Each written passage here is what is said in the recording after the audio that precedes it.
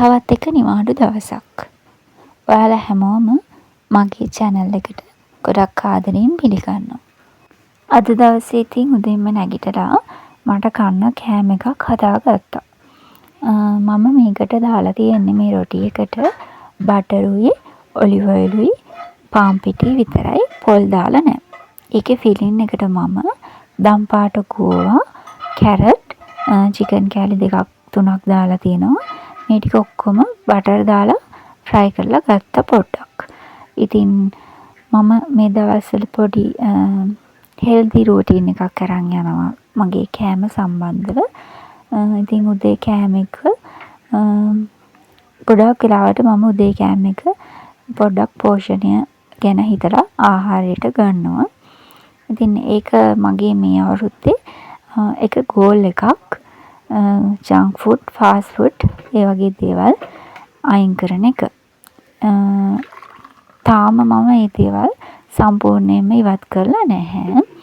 ඒ දේවල් අවම කරගෙන යනවා භාවිතා කිරීම. ඉතින් කැරට් ජූස් එකක් හදාගත්තා. ඒකත් පොඩ්ඩක් හැලුණා ඉතින්. ඒක කාලා ගණන් ගන්න එපා.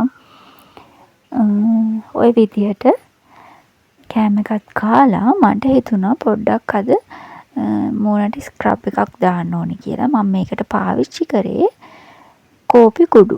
කෝපි කුඩුත් එක්ක නැචරල් කෝමාරිකා. ඔයාලට පුළුවන් මේකට කෝමාරිකා ජෙල් එකක් ගන්න. එහෙම නැත්නම් නැචරල් කෝමාරිකා තියෙනවා නම් ඒව ගන්නත් පුළුවන්.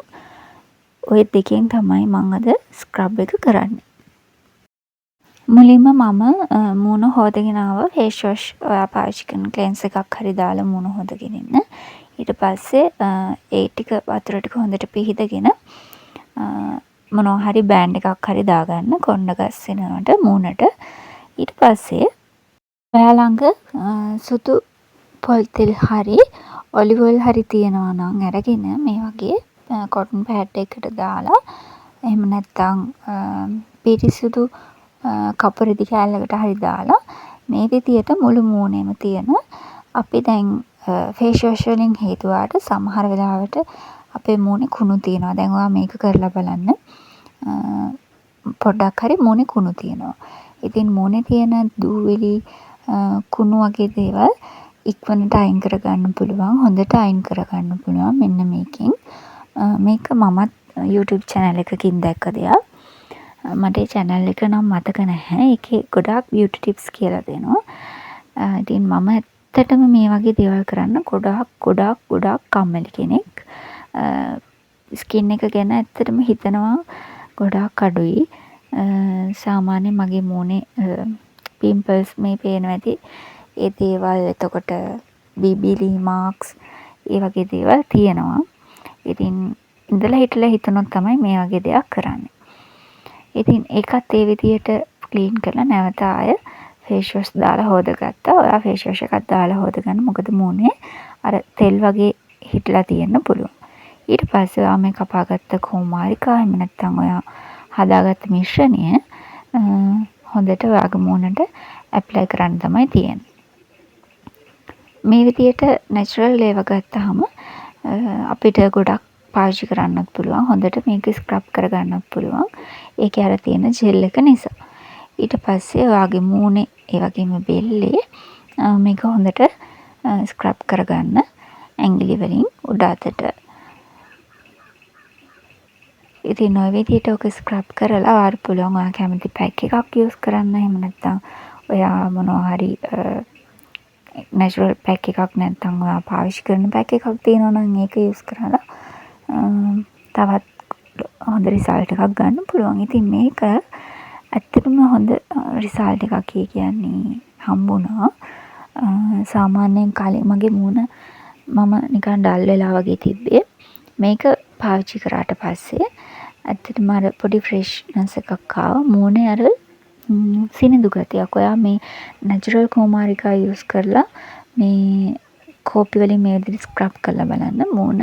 ඊට පස්සේ සිනිඳු ගතියක් එනවා. ඉතින් මේකත් ඒ විදිහට මේ ඇප්ලයි කරලා ඒ ටිකත් හොදගෙන මම දැන් යන්නේ දැන් නම් හවස වෙලා මම දැන් යන්නේ හෙට ඕනි කරන දේවල් ටික ලෑස්ති කරන්න.